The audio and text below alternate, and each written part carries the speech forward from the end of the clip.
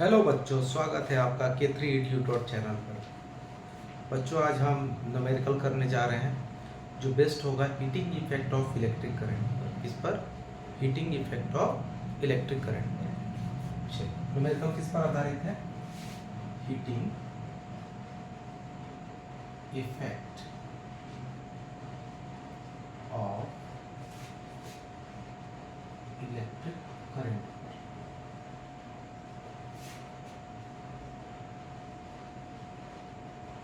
Formula तो आप जानते ही होंगे, किस फॉर्मूले का यूज हुआ था। वैसे क्वेश्चन बनाएंगे ना तो फॉर्मूले का यूज कैसे होगा, क्या होगा, वो सब सारा देखेंगे इसमें। चलिए शुरुआत करते हैं पहले क्वेश्चन की। पहला क्वेश्चन आपके बोर्ड पर दे रहा, ये पोटेंशियल डिफरेंस पीडी लिखते रहे हैं ना, ये potential difference of 250 volt, a potential difference of 250 volt is applied across a resistance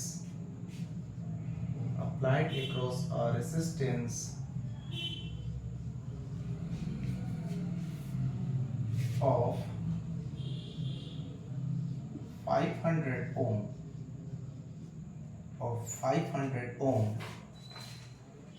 in an electric iron,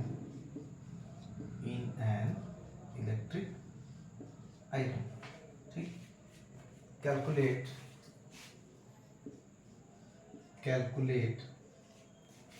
first current,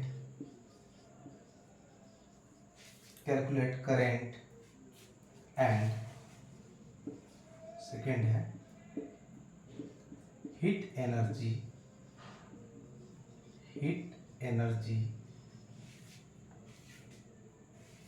produced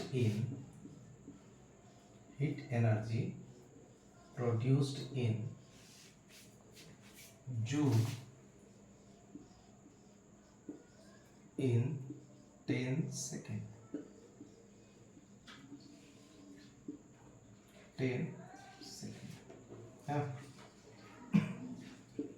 question क्या है? आपका कोई भी दिया हुआ सर्किट जिसके अंदर पोटेंशियल डिफरेंस कितना है, 250 वोल्ट है। रेसिस्टेंस जो अप्लाई हुआ है उसमें जो रेसिस्टेंस है वो है 500 ओम। किसका? इलेक्ट्रिक आयरन का सर्किट है, सॉरी, एक इलेक्ट्रिक सर्किट है जिसमें 250 वोल्ट अप्लाई हुआ है और आपका इलेक्ट्रिक आयरन का जो रेसिस्टेंस है वो आपका 500 ओम है ना? क्लियर है? क्या निकालना है आपको? करंट निकालना है और हीट एनर्जी जूल में निकालना है। किस में निकालना है? हीट एनर्जी जूल इन 10 सेकेंड, यानी टाइम भी दिया हुआ है आपका हीट एनर्जी निकालने के लिए। चलिए तो शुरुआत करते हैं। हमारे पास क्या गिवन है? गिवन पोटेंशियल डिफरेंस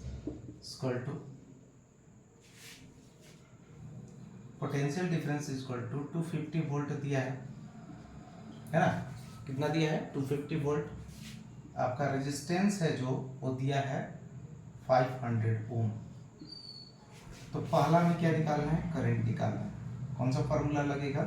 V बराबर IR, यानी यहां से I निकाल लेंगे, I equal to V by R। Potential difference दिया है 250 अपॉन में 500, कटा देंगे, 2 टाइम्स में कट जाएगा यानी 1/2, 0.5 एम्पियर। जब आपका पोटेंशियल डिफरेंस 250 वोल्ट दिया हुआ है और आपका रेसिस्टेंस दिया है 500 ओम, उस केस में आपका करंट हो जाएगा 0.5 एम्पियर। दूसरा, हीट एनर्जी निकालना है। हीट एनर्जी का फॉर्मूला आप जानते हैं, I²RT। I करंट है, करंट का स्क्वायर, R रेसिस्टेंस है और T टाइम है आपका जो 10 सेकेंड दिया हुआ है। T equal to 10 second. ये सब गिवन है, बस फॉर्मूले में पुट ऑन कर देंगे, निकल जाएगा। I² मतलब क्या? 1/2 का होल स्क्वायर इंटू R कितना है? 500 इंटू टाइम कितना है? 10 सेकेंड। इसको खोलेंगे, 1/4 हो जाएगा इंटू 500 इंटू 10, 2 2 जा 4, 2 5 जा 10, 2 ये 250, यानी कितना हो जाएगा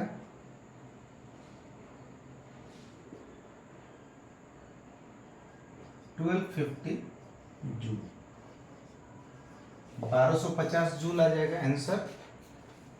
और आपका करंट कितना आया था 0.5 एम्पियर। कोई दिक्कत किसी को कोई प्रॉब्लम नहीं ना। चलिए यहाँ पर क्या है, आपका जो करंट निकाला था आपने तुरंत निकाल लिया, और हीट एनर्जी कितना प्रोड्यूस हो रहा है वो भी आपने निकाल लिया। चलिए अगले क्वेश्चन की तरफ चलते हैं। तो क्वेश्चन आप नोट कर लीजिए, इसको। चलिए ठीक है, पॉज करके देख लीजिएगा। हाँ, दूसरा क्वेश्चन देखते हैं।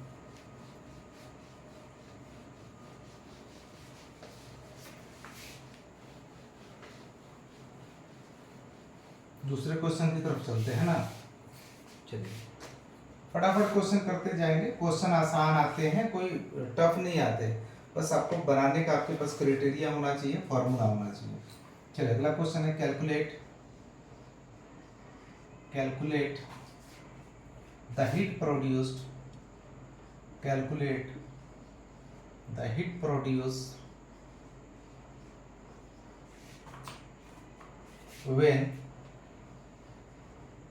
when 90,000 coulomb of charge, 90,000 coulomb of charge is transferred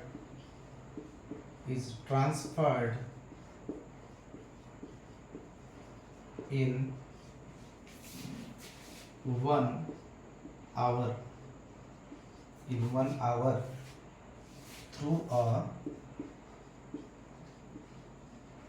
a potential difference of 50 volt। Question क्या कह रहा है, आपको निकालना हीट कितना प्रोड्यूस हो रहा है और चार्ज कितना दिया है, 90,000 कूलम्ब दिया है।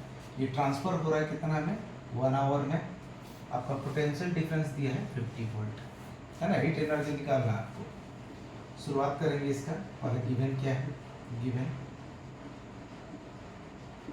आपका चार्ज दिया है 90,000 कूलम्ब, ठीक है। और आपका टाइम दिया है 1 आवर। 1 आवर, इस 1 आवर को यदि चेंज करेंगे आप सेकेंड में, तो 60 इंटू 60 सेकेंड हो जाएगा, यानी 3600 सेकेंड हो जाएगा। कितना हो जाएगा, 3600 सेकेंड हो जाएगा। आपका पोटेंशियल डिफरेंस दिया है 50 वोल्ट, है ना।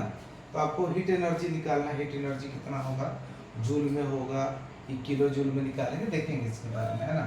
तो एक फार्मूला तो डायरेक्ट आप जानते होंगे कि V बराबर W/Q, यानी यहाँ से आप वर्क डन या इसी को हीट एनर्जी बोल दीजिए, तो V इंटू क्यू हो जाएगा, V आपके पास दिया है, कितना दिया है 50, इंटू चार्ज कितना दिया 90,000, है ना। कितना हो जाएगा ये 45 इंटू ये यहाँ पर 4 1 5 10 to power 5 जूल। ऐसे निकाल सकते हैं आप आसानी से। फर्स्ट फॉर्म, है ना, पहले वाले हिसाब से आप निकाल सकते हैं। एक पहला सॉल्यूशन हो गया, सेकंड सॉल्यूशन भी आप निकाल सकते हैं। कैसे, आप क्या करेंगे कि आपके पास चार्ज है, टाइम है, पोटेंशियल डिफरेंस है, तो सबसे पहले आप क्या निकालेंगे, I बराबर Q/T। और सा लंबा चल जाएगा, I बराबर Q/T, 90,000 अपॉन में T 3600 घटाएंगे 925। करंट आ गया 25 एम्पियर, है ना, 25 एम्पियर आ गया। और उसके बाद आपको क्या निकालना होगा, R निकालना होगा। आर निकालेंगे कैसे, आर बराबर वी बाई आई।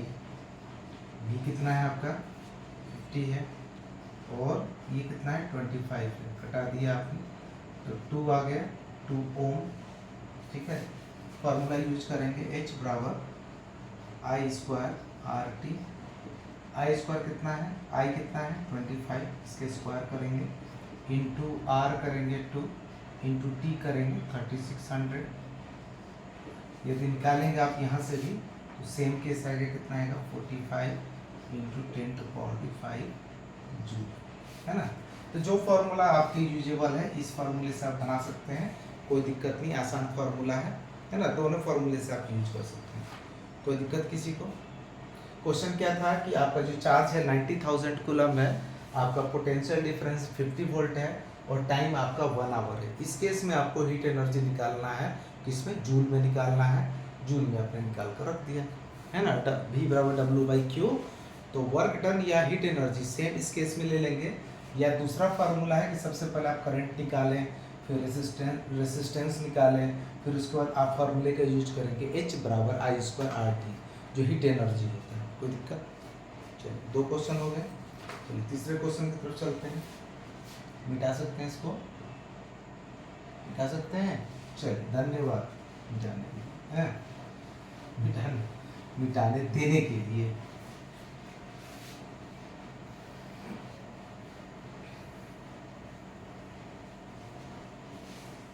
ये क्वेश्चन बहुत ही सरल आते हैं, इजी आते हैं, बस आपको फार्मूला याद होना चाहिए। फार्मूले का आप एक बार फॉर्म देख लेंगे, किस तरह से यूज होता है, एप्लीकेशन किस तरह से, केवल देख लेंगे तो हो जाएगा उससे काम, है ना। चलिए अगला क्वेश्चन तीसरा है कि 2 कंडक्टिंग वायर है, 2 conducting wire, 2 conducting wire of the same material, 2 conducting wire of the same material, है ना, and equal length and equal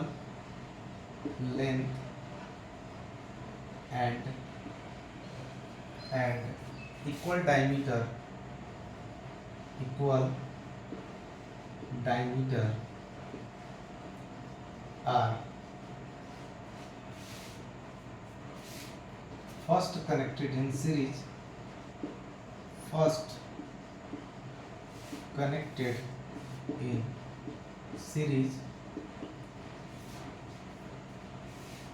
and then parallel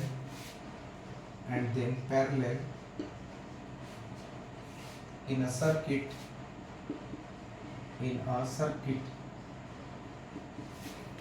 across the same potential difference,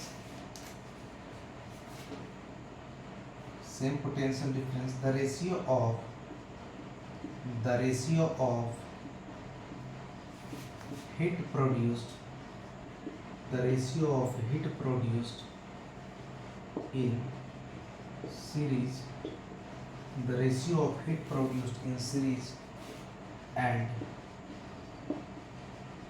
parallel combination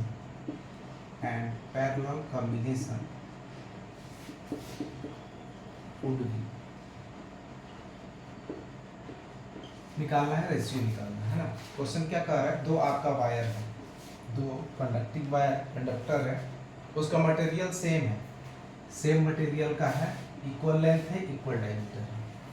2 आपका conductor है जिसका material same है, equal length है, equal diameter है। एक को कनेक्ट कर दिए सीरीज में, मतलब वही 2 कंडक्टिंग वायर को पहले केस में सीरीज में कनेक्ट कर दिए और दूसरे केस में पैरेलल में कनेक्ट कर दिए। 2 कंडक्टर मान लो, 2 कंडक्टर है, पहले उसको सीरीज में कनेक्ट कर दिए, फिर उसके बाद उसको पैरेलल में कनेक्ट कर दिए। आपका पोटेंशियल डिफरेंस आपका across the same potential difference parallel circuit में बताना है, हीट प्रोड्यूस सीरीज में और पैरेलल कॉम्बिनेशन में क्या होगा, है ना। फॉर्मूले का यूज करेंगे और बताएंगे इसको, है ना, कैसे करेंगे। चलिए देखते हैं आंसर। देखिए बाबू, फॉर्मूला क्या होता है, H equal to I square R T.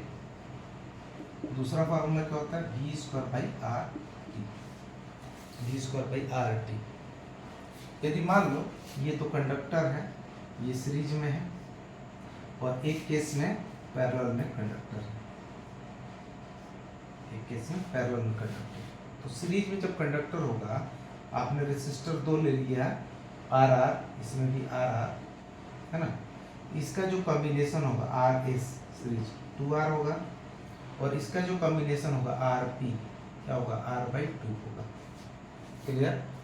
कैसे निकालेंगे, आप निकाल सकते हैं। आर पी को निकालने के लिए 1 by R P, 1 by R plus 1 by R, यहाँ पर हो जाएगा 2 by R, 1 by R P equal to, और आर पी बराबर क्या हो जाएगा, आर बाई 2 हो जाएगा। कोई दिक्कत, कोई दिक्कत नहीं ना।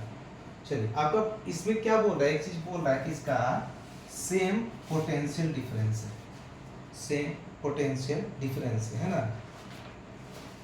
इनका रेशियो बेसिकली निकालना है, पहला वाला सीरीज वाला निकालना है, दूसरा वाला पैरेलल वाला निकालना है, ठीक है। तो ये यहाँ पर आर है, टी है, तो टी भी तो सेम ही होगा, टाइम भी तो सेम ही लग रहा होगा, कोई दिक्कत नहीं, सेम टाइम की बात कर रहा है, यानी आपका वी भी सेम है, तो आर पे डिपेंडेंट हो जाएगा, है ना। कैसे देखेंगे, H1 यानी ये सीरीज का मान रहे हैं, इसका मान रहे हैं सीरीज का, H1 equal to V square upon में आर एस इंटू टी। इसका H2 जो पैरेलल है उसका मान है V square upon R P into T. V same है, टी सेम, आप क्या करेंगे, H1 अपॉन में H2 कर देंगे, तो यहाँ पर क्या लिख सकते हैं, वी स्क्वायर बाई में R S into T upon में वी स्क्वायर बाई में आर पी इंटू टी। कोई दिक्कत, ये T T cancel out, V square cancel out, ये 1 बाई आर एस है, क्या आ जाएगा, 1 बाई आर एस बाई में 1 बाई आर पी। तो 1 2 3 4, आपको मालूम है कि 4 वाला ऊपर चल जाएगा, 3 वाला 2 के साथ मल्टीपल होगा, वैसे निकालते होंगे आप लोग, आर पी अपॉन में आर एस, ये हो जाएगा। आप निकाल सकते हैं इसको, कोई सिंपल मतलब हार्ड नहीं है, सिंपल है ना। आर पी बाई में आर एस, आर पी आपका क्या निकला है, आर बाई 2, और आर एस कितना निकला हुआ है, आर एस कितना निकला हुआ है, 2R, ठीक है। यानी आप लिख सकते हैं R बाई में 4R कट जाएगा, इक्वल टू 1 बाई 4। यानी जो दो हीट एनर्जी है, जो दो हीट एनर्जी है सीरीज का और पैरेलल का, इनका रेशियो क्या है, 1 बाई 4 आ रहा है, इनका रेशियो क्या है, 1 बाई 4 आ रहा है। कोई दिक्कत, कोई परेशानी, कोई परेशानी किसी को नहीं ना। फिर से समझिएगा, हीट एनर्जी बराबर होता है आई स्क्वायर आर टी, और बराबर V square by R into T भी होता है। इस क्वेश्चन में बोल रहा है कि आपका पोटेंशियल डिफरेंस सेम है। रेसिस्टर के बारे में बोल रहा है कि पहली बार में कंडक्टर को सीरीज में कनेक्ट किए हैं, दूसरी बार में पैरेलल में कनेक्ट किए हैं। आपने निकाल दिया उसका सीरीज का और पैरेलल का निकाल दिया आपके सामने। आर एस यदि सीरीज की बात करेंगे तो 2R हो गया, पैरेलल की बात करेंगे तो R बाई 2 हो जाएगा। बस आपने उसी फॉर्मूले को H1 जो सीरीज के लिए था और ये पैरेलल के लिए था, इन्हीं दोनों का रेशियो निकाला आपने जो आपके पास है। अब ध्यान से देखिएगा, H1 को ये निकाला, H2 को ये निकाला, इन दोनों को डिवाइडेड बाई के फॉर्म में रख दिया, इसको सॉल्व किया, सॉल्व करने के बाद इसका वैल्यू आएगा 1:4। यानी दो हीट एनर्जी का जो रेशियो है सीरीज और पैरेलल का वो 1:2 आया। कोई दिक्कत इसमें? चलिए अगला क्वेश्चन देखते हैं, मिटा दें इसको, मिटा दें। चलिए धन्यवाद।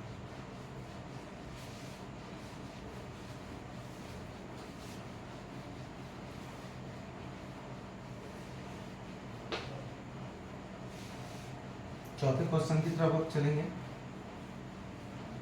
चौथा क्वेश्चन क्या है?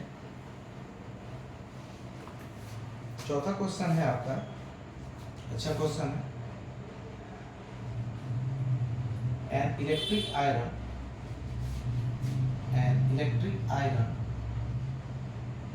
consumes energy at a rate of energy at a rate of 840 watt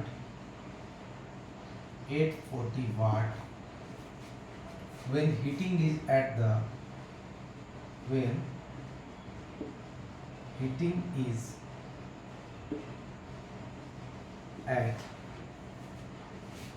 maximum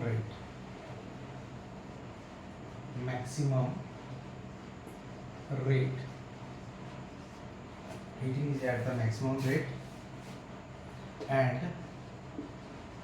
360 watt at the minimum.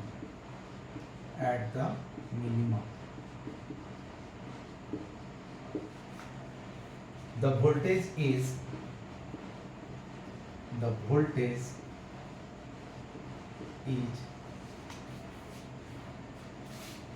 220 volt. What are the current? What are the current and resistance in each case?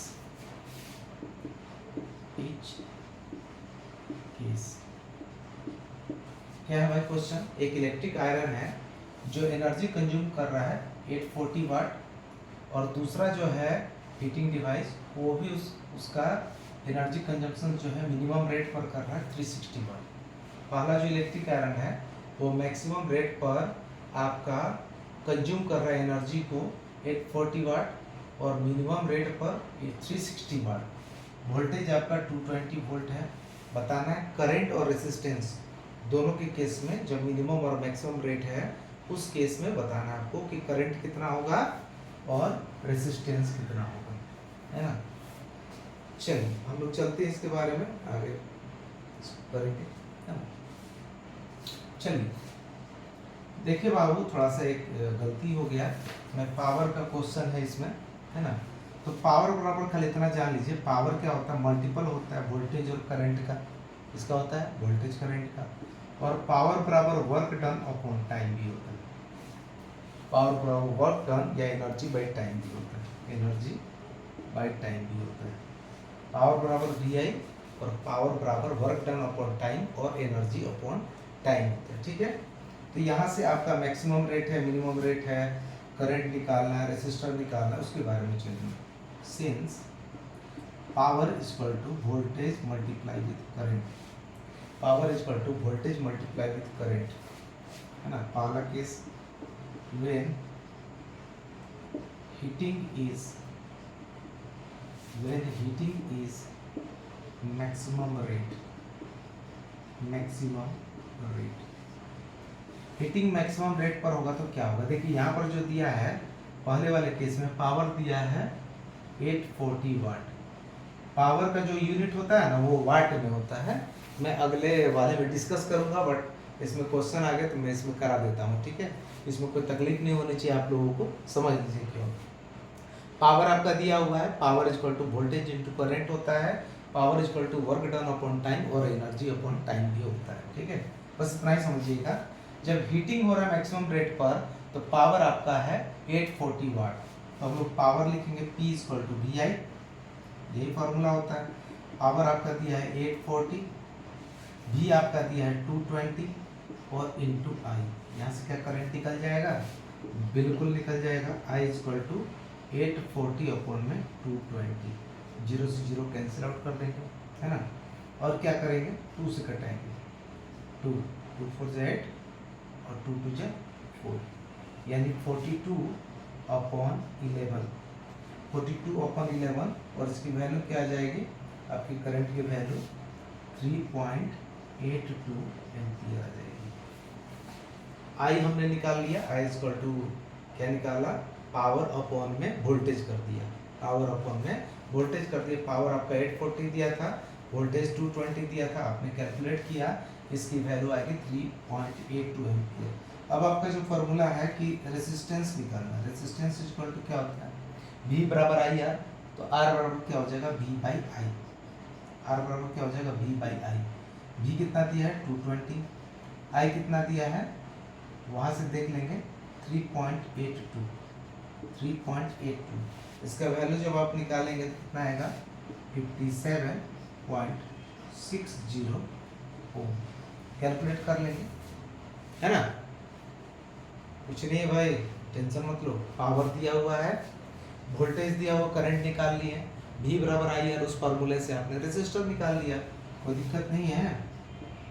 दूसरा, heating क्या है, minimum rate. Heating किस तरह का है, minimum rate का, minimum rate का।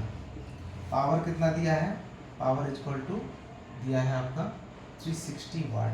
कितना दिया है 360 वाट। सेम फार्मूला यूज करेंगे, P equal to V I या I equal to P by we.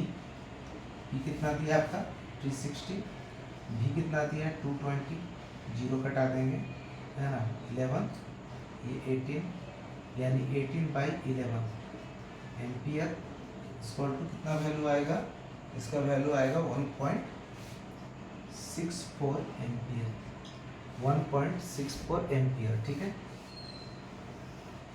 चलिए इसके बाद अगला जो है इसका पड़ाव क्या है, V बराबर आर आई आर, यानी R बराबर V बाई आई, V कितना दिया 220, करंट कितना आ गया है 1.64 आ गया है, 1.64 आ गया है।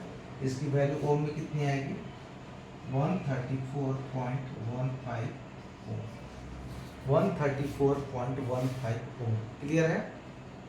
क्वेश्चन को आसानी से समझना है। पावर यदि दिया हुआ है 840 वाट, आपने करंट देखा 3.82 और आपने रेजिस्टर देखा, रेजिस्टेंस वैल्यू देखा 57.60। पावर दिया 360 वाट, तो आपने देखा करंट का वैल्यू 1.64 और आर का वैल्यू 134.15। तो आप अनुमान लगा सकते हैं कि पावर यदि ज़्यादा है तो करंट आपका ज़्यादा निकल रहा है। पावर ज़्यादा है, करंट ज़्यादा निकल रहा है, और रेजिस्टेंस कम निकल रहा है। करंट यदि ज़्यादा तो रेजिस्टेंस कम, ठीक है। और यदि पावर आपका कम है तो करंट भी कम होगा, लेकिन उस केस में आपका रेजिस्टेंस का वैल्यू बढ़ जाएगा।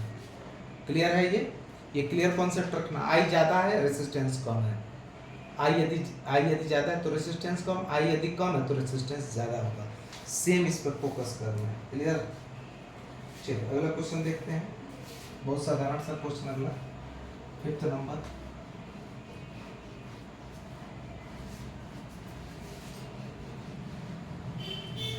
देखते हैं।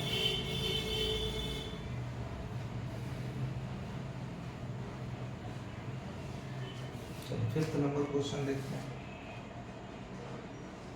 5th नंबर क्वेश्चन है 100 joule of heat, 100 joule of heat is produced, 100 joule of heat is produced in each case, 100 joule of heat is produced each case नहीं, each second ठीक, in a 4 ohm resistance, in a 4 ohm resistance, 4 ohm resistance, find the potential difference across, find the potential difference across the resistor। Question समझिएगा। Hit जो है आपका 100 joule produced हो रहा है each second में। टाइम कितना दिया है 1 सेकेंड दिया हुआ है। आपका रेजिस्टेंस कितना है 4 ओम दिया है। आपको निकालना क्या है पोटेंशियल डिफरेंस निकालना है। क्या निकालना है पोटेंशियल डिफरेंस। चलते हैं क्वेश्चन की तरफ। गिवन क्या है, गिवन हीट एनर्जी बाबू आपका दिया हुआ है 100 जूल दिया है। टाइम जो दिया है वो 1 सेकेंड दिया है। आपका रेसिस्टेंस वैल्यू दिया हुआ है 4 ओम। रेसिस्टेंस वैल्यू दिया है 4 ओम। क्या निकालना है आपको, फाइंड आउट क्या करना है, V equal to watt. V equal to watt formula क्या होता है, H बराबर V² by R into T होता है। फॉर्मूले का डायरेक्ट यूज कर लेंगे। H equal to V square by R into T होता है। H कितना दिया है, 100 दिया है। V कितना दिया है, यही तो निकालना है भैया, बाई में आर इंटू 1। कोई दिक्कत? या ये क्रॉस मल्टीप्लाई करेंगे, 1 का तो कोई मतलब नहीं है, तो V square equal to 4 into 100 यानी हो जाएगा 400। वी स्क्वायर इक्वल टू 400 है, या वी बराबर अंडर रूट ऑफ 400 हो जाएगा, और यहाँ से कितना निकलेगा 20 वोल्ट आंसर। यानी आपने जो पोटेंशियल डिफरेंस निकालना था आपको, वो कितना आएगा, 20 वोल्ट आएगा। कोई दिक्कत किसी को? कोई दिक्कत किसी को? चलिए, क्या निकालना था, पोटेंशियल डिफरेंस, फॉर्मूले का यूज किया, H equal to V square by R into T. ठीक, चलिए अगला क्वेश्चन देखते हैं।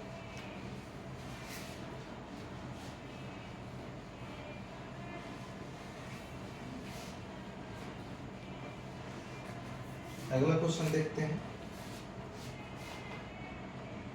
6 नंबर आई थिंक होगा। An electric iron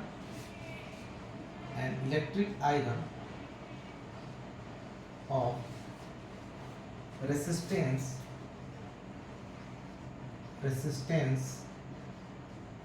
20 ohm, an electric iron of resistance 20 ohm takes a current of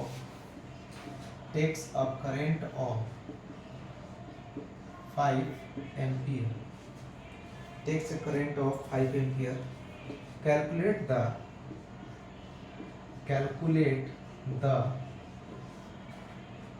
heat developed.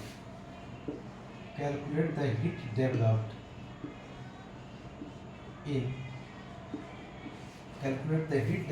in 30 second. 30 second. क्या है question? आपका electric iron है, उसका रेजिस्टेंस कितना है, 20 ओम है, करंट कितना है, 5 एम्पियर है, और टाइम दिया है 30 सेकेंड। आपको क्या निकालना है, आपको निकालना है हीट कितना डेवलप हो। आराम से आप निकाल सकते हैं। गिवन क्या क्या, फटाफट लिखेंगे। गिवन आपका रेजिस्टेंस जो है 20 ओम है, आपका करंट जो है 5 एम्पियर है, टाइम जो है 30 सेकेंड है। Okay, clear? फॉर्मूला क्या है, H equal to I square R into T. I कितना है 5 स्क्वायर इंटू आर कितना है 20 इंटू 30 निकालेंगे। 5 5 जा 25 इंटू ये कितना है 600 हो जाएगा। इसको मल्टीप्लाई करेंगे, ये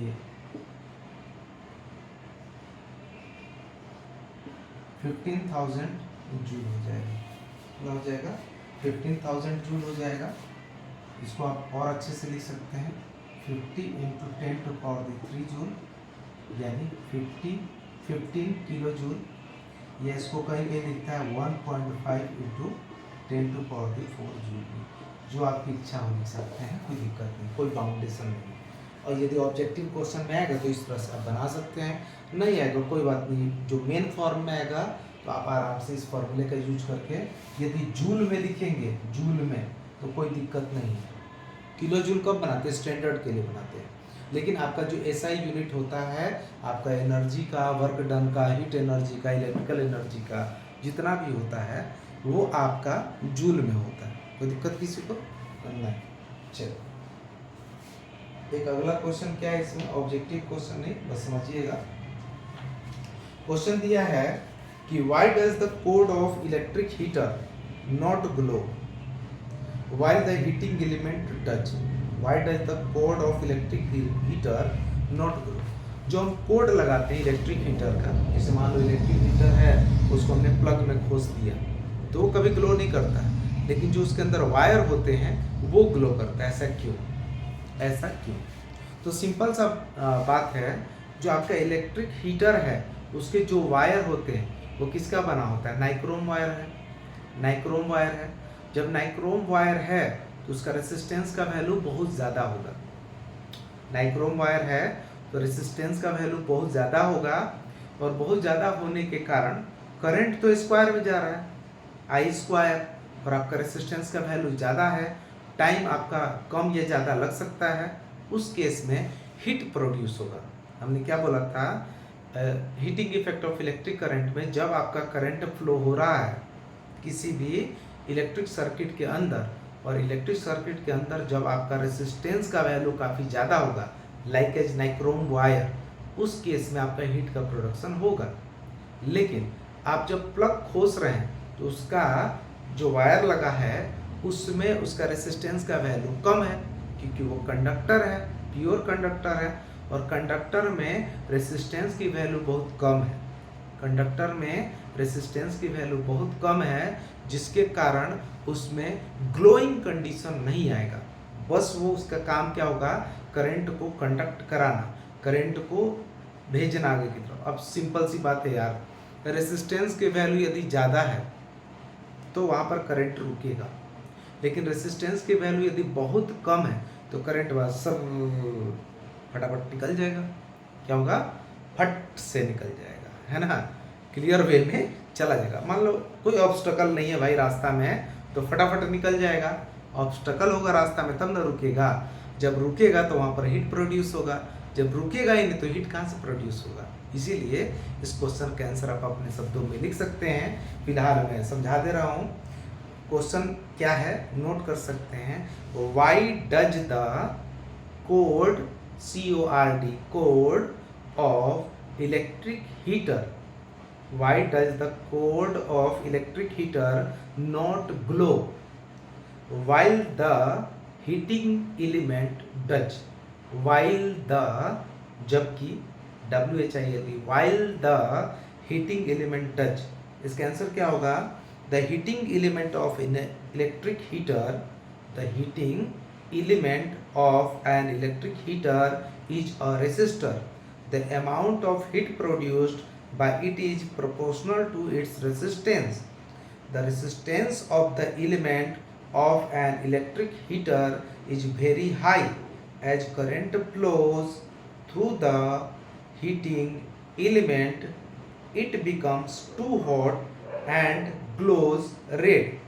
On the other hand, the resistance of the cord is low. It does not becomes red when current flows through it. Clear है? आई थिंक नोट कर लेंगे आप लोग इसको, है ना, देख लेंगे आसानी से। मैंने एक ओवरव्यू बता दिया है, क्लियर है। धन्यवाद। यहाँ तक के मतलब ये जो है यहाँ पर क्या हमने खत्म किया, न्यूमेरिकल था बेस्ड किस पर, heating effect of electric current पर। इसके बाद जो अगला टॉपिक है वो है इलेक्ट्रिक पावर और commercial unit of electrical energy, उसके बारे में पढ़ेंगे। उससे रिलेटेड जो सवाल होंगे, जो न्यूमेरिकल होंगे, उसी वीडियो में हम खत्म करने का प्रयास करेंगे। Thanks for watching. Like share subscribe जरूर करें, आगे की तरफ बढ़ाएं। यदि वीडियो पसंद आए तो, नहीं पसंद आए तो नहीं बढ़ाना, है ना। धन्यवाद।